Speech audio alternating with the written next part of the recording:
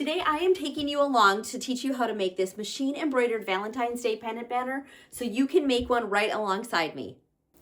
All right, to get started, we are going to hoop our stabilizer. Now, we are using a sticky back stabilizer for this project. So first thing we're going to do, don't peel the paper off just yet. You're going to get that hooped in your hoop.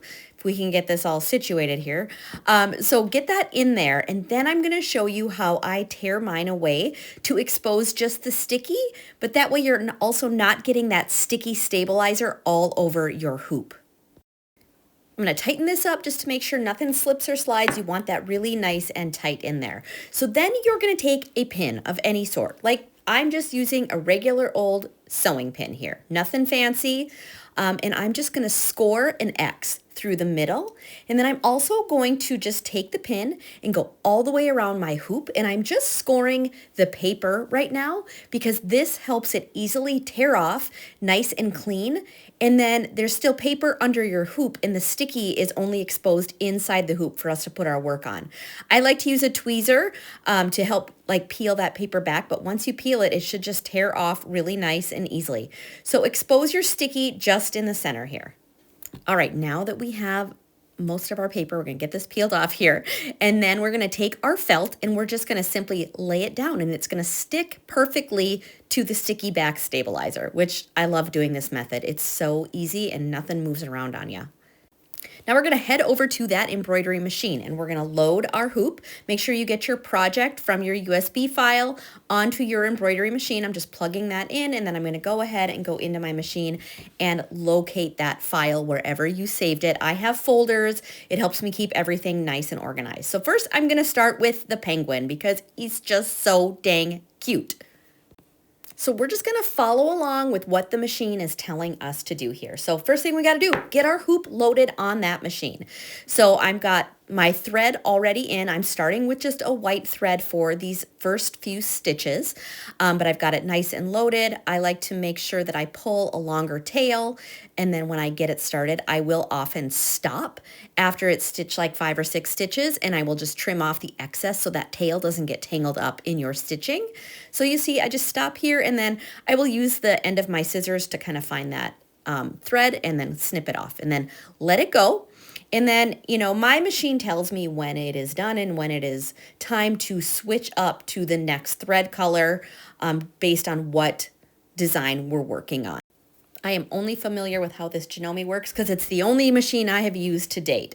So anyway, it is stitching out the base stitch. And so this is telling us where we're going to place the next piece of felt on top here. So it's stitching all the way around, and once it is all done, then you're going to take your next piece of felt and you're going to layer that on top. Now, you can use some sort of adhesive to make this stick. You can use tape, you can use glue sticks, whatever you want. You just want to make sure it doesn't move while you're doing the stitching. So now we're going to tack it down, and the machine knows what to do here. So you press the button and now it is doing its tack down stitch.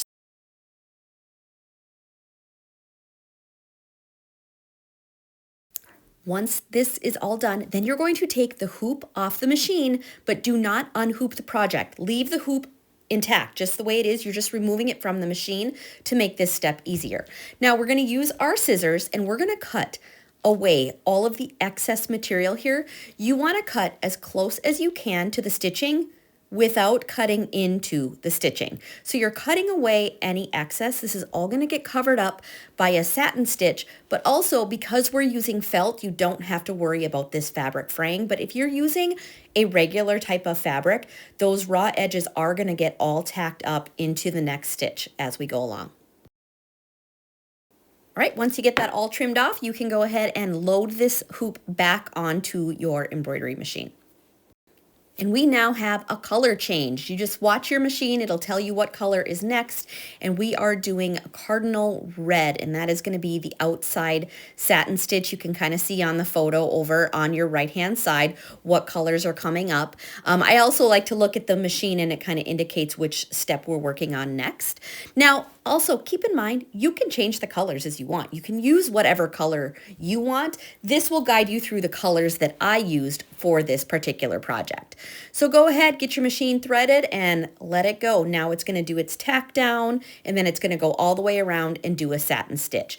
Now, I'm not going to walk you through all of these steps. The biggest thing I wanted to show you in this video is taking the hoop off the machine, trimming your edges, all that stuff. But I'm not going to bore you with watching this entire project stitch out on the machine because I do think it took about 40 minutes. So I'm going to show you the basics, and each pennant banner was done in the same exact method that I'm showing you here. So once it's done, you change colors when it tells you to, and then it moves on and it just knows what it's going to do next. So something I did pay attention to when I was designing and digitizing this file was to have the least amount of color changes possible. So I was grouping all of those together. So right now it is working on the penguin. We did the white stuff. Now we're back doing the black outline of the penguin. So slowly you're going to really start to see your shapes come to life. Well, we're getting a little bit closer to the end. We're now working on the hat. It's done most of the penguin details. You can see his face and his cute little feet and all the fun little things. Now, remember too, like I said earlier, you can change things up. If you want different color scheme, you totally have the ability to do that by whatever thread you decide to put in your machine, which I love that about machine embroidery is you can completely change the look of a project just by changing out your colors. All right, we are getting closer to the end. It's almost done here with the scarf. And so then I can show you how we're going to finish this one up.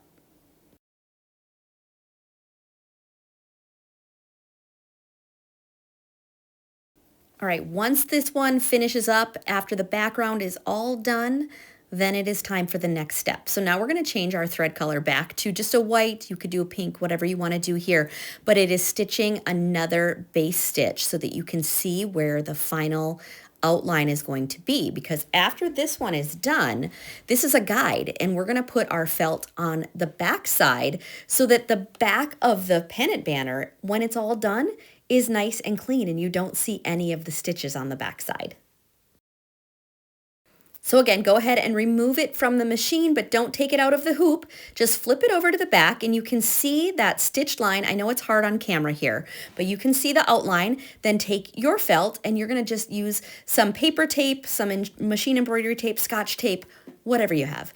And you're gonna tape that down on the back side just so it doesn't move or slide anywhere. And then we're gonna stitch this piece into place. Now for this project, I don't remove the stabilizer. This is nothing that you're going to cuddle up with or wear. So I feel like it is fine that the stabilizer stays inside for this project. You're never going to machine wash this. It's decor, and that stabilizer honestly adds another layer of stability so that while this pennant banner is hanging, it hangs nice, it's nice and stiff, and it looks great. So once you've got your felt on the back, go ahead and load back onto your machine and then make sure your threads are all out of the way and go ahead and hit start. And now it's going to tack that back piece of felt into place.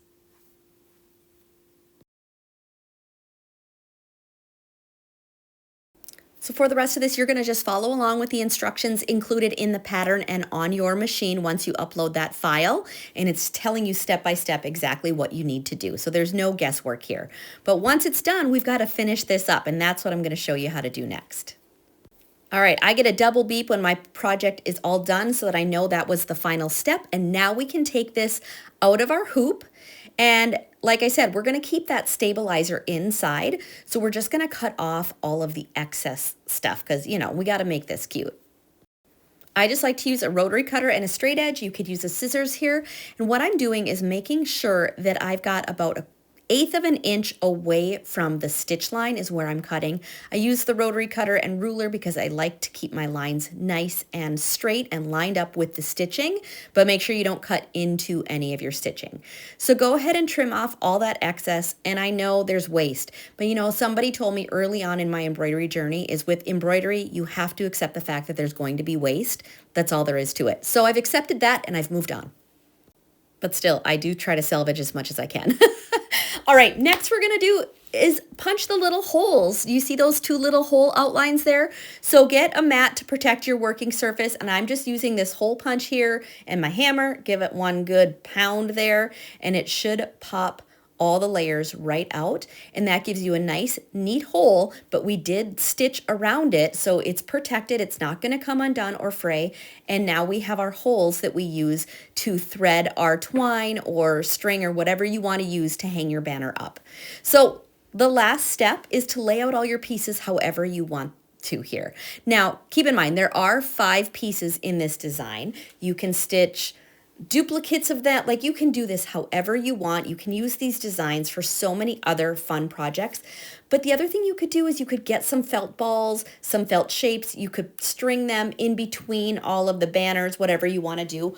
One little tip here I'll give you is I like to tape the end of my string, because this is a twisted string, just with some machine embroidery tape or scotch tape, whatever you have, because it helps thread it through there. Without it fraying every single time you're going in and out of the holes. Now, I did put my twine on the front side because I wanted it visible using the cute red and white stripe. I just love what it added. But you can thread yours the other direction and have your twine on the back side as well. It's your banner. Make it however you want. You guys, that's it. It's all done and ready to hang up and enjoy for years to come.